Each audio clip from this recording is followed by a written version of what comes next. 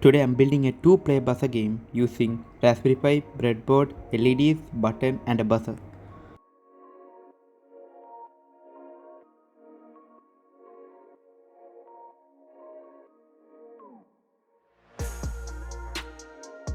After connecting everything to the GPIO pins, the Raspberry Pi controls every part of the game.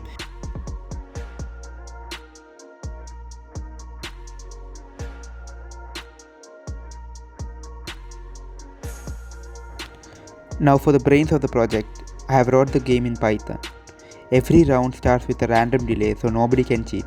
Once the buzzer sounds, the Raspberry Pi constantly checks both the buttons and instantly detects which player reacts first.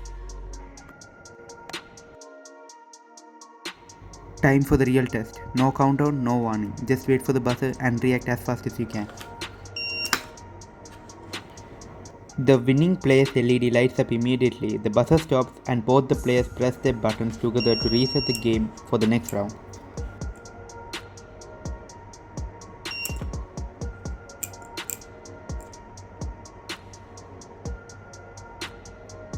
If you enjoyed this project, let me know what I should build next.